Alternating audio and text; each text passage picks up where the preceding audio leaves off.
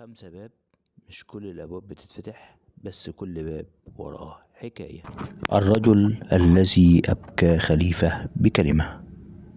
تخيل أن كلمة واحدة منك تخلي أقوى رجل في الدولة يقضي ليلته باكي مش من خوف لكن من الله.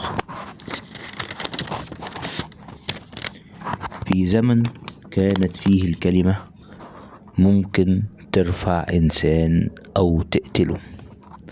كان في رجل لا يملك جيشا ولا مالا ولا منصبا، لكنه امتلك شيئا أخطر من كل ذلك. اسمه العز ابن عبد السلام، عالم من علماء المسلمين، عاش في زمن السلاطين حيث كان الصمت أأمن من الصدق، لكنه اختار طريقا مختلفا.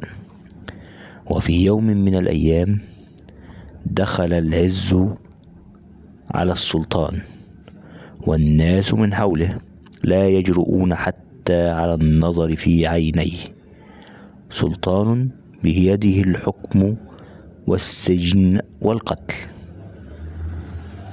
وقف العز أمامه بلا تردد بلا خوف، وقال له: يا سلطان، إنما أنت عبد من عباد الله، وستقف بين يديه وحدك بلا تاج ولا حراس. لم يرد السلطان، ساد الصمت المكان، لكن تلك الكلمات لم تخرج من القاعة. خرجت معه إلى ليله، إلى فراشه، إلى قلبه. يروى أن السلطان لم ينم تلك الليلة، ظل يفكر ويبكي، لأنه لأول مرة تذكر أنه ليس خالدا، وأن الكرسي زائل.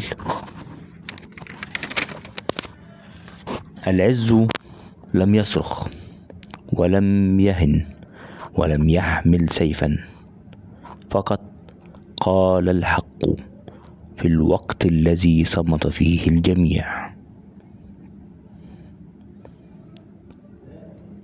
هذه القصة لنتعلم منها أن القوة مش في الصوت العالي، القوة في الصدق لما يكون تمنه غالي.